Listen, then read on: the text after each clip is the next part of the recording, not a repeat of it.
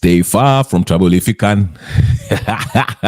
It's Friday. Karibu, karibu, karibu. This is Kenya Revolutionary. Karibu, karibu, karibu. Unfortunately, I might not be as long as I planned. Microphone yangu my microphone is acting up like always. Sorry about that. Sorry about this. This is Kenya Revolutionary. Welcome, welcome, welcome, welcome, welcome, welcome, welcome, welcome, welcome, welcome, welcome. All right. Here it is. Here it is. Here it is. Okay. I'm fixing it. I'm fixing it. I'm fixing it. I'm fixing it. Fixing it, ladies and gentlemen, brothers and sisters, friends and comrades. Karibuni sana. The first order of business. I'm sorry, I'm shouting. The first order of business. Unajua ni nini? Please go ahead and like. Hata kabla hujaangalia kitu, like the video. Like the video.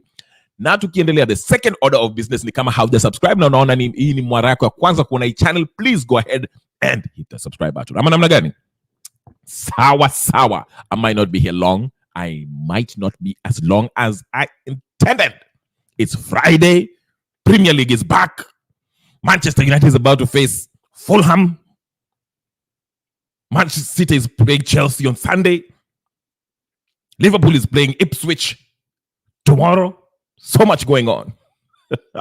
Kalonzo wants to negotiate for a deal because he wants to come back to the fold. Naya pate kipande ya nyama. You cannot govern without Kalonzo Musyoka. Eric Omondi is throwing us a hint. Ruto is continuing with his lies. So much going on. Karibu, karibu. Grab a popcorn raka na ukae chini na tafadhali endelea ukae chini na uweke like hapo mara moja tukianza. I'm giving you 10 minutes. I know it might be late wherever you are. Karibu sana. Mimi nakunywa kahawa hapa. So excited. I'm so excited. I have so much reasons to be excited, ladies and gentlemen. Lakini tuendelee ama tuendelee ama tusiendelee. Tuendelee ama namna gani? Haya, sawa basi. So Eric Omondi, a very interesting character. There's a video of Eric Omondi with Jimmy Wanjigi. Eric Omondi and who? Jimmy Wanjigi. Remember when there was news that Eric Omondi was with Eric Omondi and Jimmy Wanjigi? Remember when it was reported that Eric Omondi was hanging out with Jimmy Wanjigi, and then the next day, it came out that Jimmy Wanjigi was financing this whole Gen Z movement, and then Jimmy Wanjigi went to one of the, podcasts and, said it explicitly, stated that he is behind this Gen Z as far as the financial part. Actually, let's play that video a little bit. Watch your video. I want to take you somewhere, so relax. Unajua politics hapa mimi siangalii na hii ya juu paka uangalie ndani, maana ya ndani. Remember Kiswahili when when you're in Kiswahili the subject ukiwa primary school, for those of you who are millennials or even some of you Gen Z, I don't know how it is, but millennials kitambo mwalimu wao Kiswahili alikuwa anakuambia tafuta maana ya ndani. Unasoma whatever story, whatever excerpt, na anakuambia hebu nieleze maana ya ndani ya hiyo hadithi, okay? Maana ya ndani. So the same thing, politics usiangalie tu tunasoma headline alafu haya mambo inaisha naenda kulala. No. Enda kaangalia maana ya ndani, the inner meaning. What does this mean? Because listen, I've been telling you this. If you're keen and you listen to these Kenyan politicians and these influential figures in Kenya, who the movers and shakers in powers of corridors of Kenya, you can pretty much tell what they're up to. I've been telling you these guys are pushing for a referendum. And guess who's the machine behind it? Machine. The financial machine is Jimmy Wanjigi. The face of it is Raila Odinga. He's pretending that he's going to AUC. Raila endi mahali. And the beneficiary is Jimmy Wanjigi, Uhuru Kenyatta, William Ruto, Musalia Mudavadi, Kalonzo Musyoka, Martha Karua, Wamalwa, and all these clowns. The same clowns that have been on this political roller coaster since 1990s. They're the same people. It's the same people. Now Ambianga pay attention to their action and how they move and why they associate wana hang out together. Naambianga mchana hao watu wanajifanya wanakuja kwa news, arguing, Ruto must go, the debt is high, sijui nini. Ikifika usiku wanakunywa, wanavuta sigara, wanavuta bangi na mambo mengine, wakiwapanga na wanaita Koome na wanasema hii NADCO hivi tutaipanga hivi. NADCO is on course. NADCO inaletwa Kenya. Nyi bado mmezubaa. Raila ameshaingiza kichwa yake akaonyesha ninio yake. Akaona vile backlash imeenda. Musyoka akaona Raila ameponyoka, people are not so mad at him. Akasema mimi pia acha pia ni hebu tukuje tu negotiate vizuri. Mnasema nini? NADCO hata mimi hebu ni watu niweke watu wangi hapo. Pima hawa watu. Hii ni kitu walipanga kitambo. Lakini nikiwaambia nyinyi hamtaki kusikia. Gen Z was the only hope.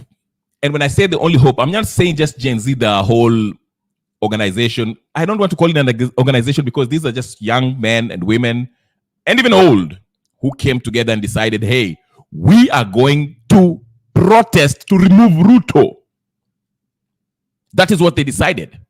Lakini sasa mambo imechange. Unaona wakina Makoure wanakuja wanakuambia sijui no, we are just fighting for this, sijui nini, civil education, sijui we poetry, sijui nini, tutaenda kwa bunge la wananchi, we want to listen to people, sijui nini, to organize and agitate for change hapa na pale, na we can put, you have to, sijui ukiwa na idea ukuje hapo ukuwa part of a collective, na sijui ukuwa nini. Rubbish. Agents that have been used kutoa hii movement. Huwezi kuvaa suti na unaongea hapa kizungu mingi na wewe hujashikwa. By the way, Akko has been abducted by the DCI, mapolisi. Akko. If Akko, and I'll tell you why Akko has been ameshikwa. Free Akko. I'm not a big fan of Akko, but free Akko. The reason why I say that is because I'll tell you in a minute. Tibim, leo ni moto. Ingieni hapa, leo ni mambo bado. I'm with you. Let's not behold, I give you power. Nataka chambua siasa vizuri. Wacha kukuja hapo sijui, chambua siasa vizuri. Wacheni kusikia mambo ya sijui Malala sijui Malala. These Malala are people who don't mean anything. Ni makelele tu hapa sijui. Malala, Gachagua sijui nini. Hii ni makelele. Makelele ya kuwatoa kwa ile the main what is happening. Pay attention to Ruto, pay attention to Raila, pay attention to Jimmy Wanjigi, and pay attention to Gen Z. The people who hold power and the people who are doing what? Are threatening to take that power back. Those are the people that you should be focusing on. And for those who hold power, ask yourself, what is keeping them in that power? Who is supporting them? Is there external forces? Are there external forces? Is Meg Whitman helping Ruto? And for the Gen Zs who want this power and want to take Ruto out, who is behind them? Who is funding them? What is their motive? The faces that are speaking loudly, wearing wonderful suits, eloquently, submitting their petition, the grievances in mainstream media. Who is giving them that authority? Who is backing them? Because we know the history of this country. If you're a Miguna and you speak the truth and you speak directly to power, utatolewa kwa hii country ama utaenda kwa Diaga committee and you'll be tortured. Akko, I'll tell you, Akko spoke very, very, very, very, very strongly against a particular leader. Akko alishikwa jana. Is it today? Today, actually. Akko alishikwa. Akko hasn't been in the face of the mainstream media at all. She only has a Twitter page, na maybe Instagram, I don't know. Na ndio huyo nimeona kuna channel yake. Akatoa tu video ya kwanza na ya pili, pibim ameshikwa. Lakini Kasmuel sijui kwa Makoure na ile koti yake ambayo anajishonea, he's talking the same talk. Lakini ukiangalia what is advocating, sasa ameanza mambo ati sijui the goal, you know that when I was listening to that Spice FM ninio jana, ile kwa video ya jana, alafu nikasikia kaanza kusema ati sijui tutaenda sijui bunge la wananchi and we want to listen to the wananchi, sijui tutafanya hivi sijui and you have to submit to sijui the collective sijui nini. Stop there. Sasa nasema mtu yote ambaye anataka kwenda maandamano mpaka submit kwa collective. Ukiweka post ati kuna maandamano kesho, wanakuambia mpaka usubmit kwa collective. Hey, who is the collective? He's saying good things. Lakini video na mwanze kusubscribe mara moja kwa sababu nataka kuhubiri maneno ya Mungu ya pastor ya politics. I'm the pastor. Nataka kueducate. Tuangalie mambo ya ndani. Karibu sana WS Banka. Karibu sana. Akko, whatever her first name, I forgot her last name. Akko Atieno or something like that. Ameshikwa, ako ndani. Kwa nini wamemshika? Tuanze na Eric Omondi. Omondi. Eric Omondi lost his brother. But Eric Omondi a few weeks ago, was it last week or the week before? Niwatembeze kidogo. Let me walk you through this, okay? Like and share, na comment, na subscribe. Let me walk you through this journey. Because I won't be here for long. Oh, I've been to the mountaintops. Like Martin Luther King used to say. Wacha niwatembeze kidogo. Niwatembeze. Kwa sababu mnyinyi mnapotea hapa, mnaanza kupiga makelele mnapotea Malala sijui Babu Owino. Babu Owino is inconsequential. Those were people who are going to be in the footnotes of history books. When the history has been written, there will be a footnote. Pigia makelele hapa na sijui nini. Karibu sana WS Banka. Karibu sana ndugu yangu. I'm glad to see you. I'm on daddy duties today, so I won't be here for long. Lakini nataka kuzungumza mara moja. Let me get to the point very quickly. Wacha nikunywe ati pombe. Coffee. Bas. Wacha nianze na hii video. We had the rumors that Jimmy Wanjigi met with Omondi. Eric Omondi is known as somebody who anajua organize watu. What's the word? To gather people around for a maandamano or a cause. We know that, okay? So walikutana pamoja. Then after that, the rumors started floating that Jimmy Wanjigi might be behind the financing of this Gen Z. The Jimmy Wanjigi went to a podcast and said it clearly that he was behind the what? The financing of this maandamano of Gen Z, okay? And we saw them together. Wacha niwakumbushe, kuna video fulani hapa walikuwa nayo hapa. Tafadhali msikie. Haya, nafurahi kukuona pia MC nani Banka. You always have very very good points here. Yes. Ndio Jimmy Wanjigi na nini. Wacha nionyeshe kidogo hiyo picha yao. They're hanging out. So this is where they tried and they failed. No, they got in, but they didn't find me. But I was like, and then a few minutes later we see you. They knew he was here, but yeah. So this is where they tried and they failed. No, they got in, but they didn't find me. But I was like, and then a few minutes later we see you. They knew he was here, but yeah. So this is where they tried and they failed. No, they got in, but they didn't find me. But I was like, and then a few minutes later we see you. They knew he was here, but yeah.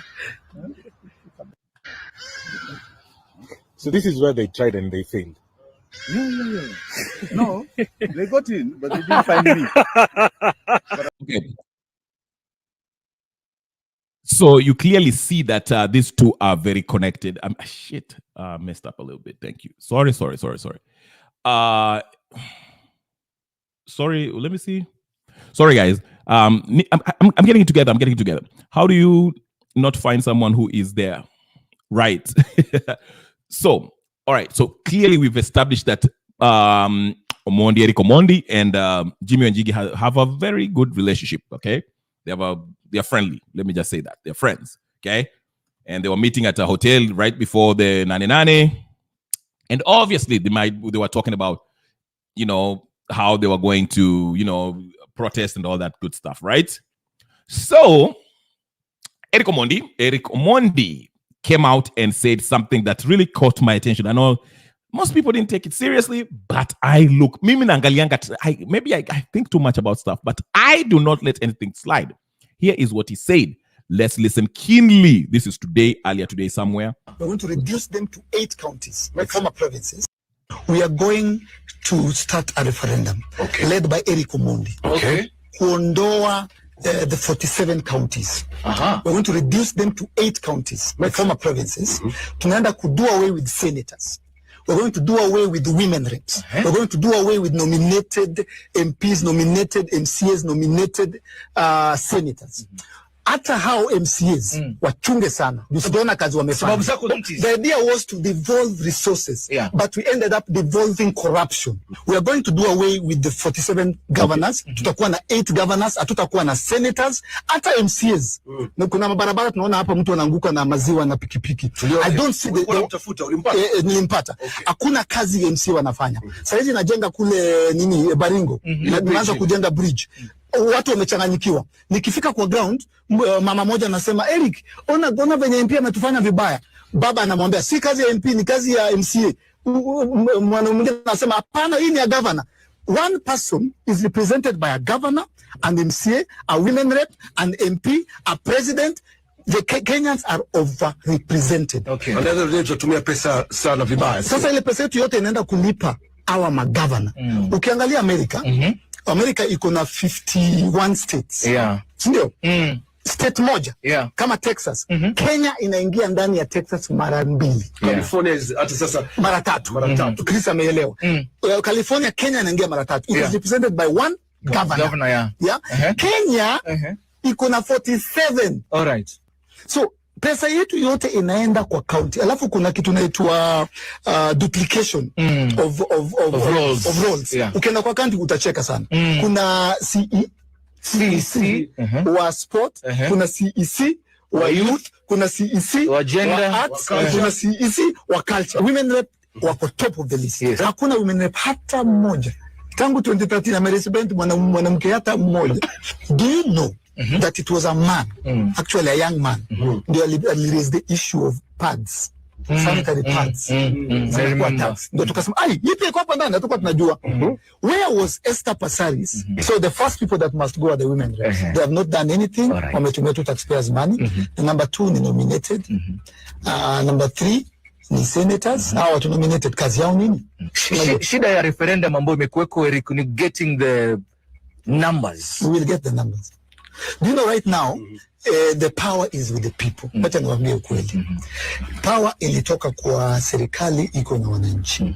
The moment wananchi waliingia bungeni, wakaketi kwa ile kiti cha speaker, the people symbolically took back the power. It means people are awake.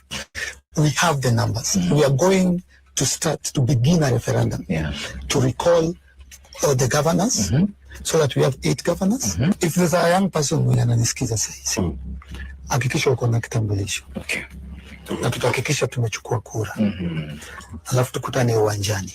We are going to activate, we are going to rally young people, because 71% of Kenyans are young people.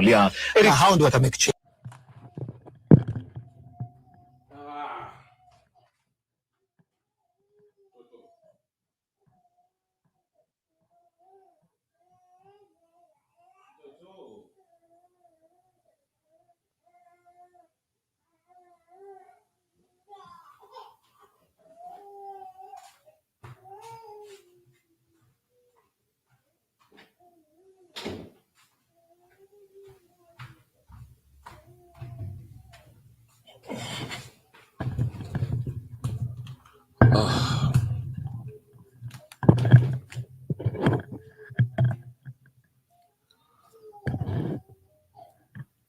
Ladies and gentlemen, brothers and sisters, friends, enemies, and comrades. Unfortunately, my hair is messed up. Unfortunately, I would like to go on, but I am caught up doing something else. I was going to finish this. There's so much I want to talk about. But again, I'll come back later, very late at night or tomorrow, but probably today later. to bring your part 2 and finish what I was trying to say about Eric Omondi, what he's proposing, why he's proposing it, and who are the powers behind it, the reason why Akko was is arrested, alikuwa abducted by DCI.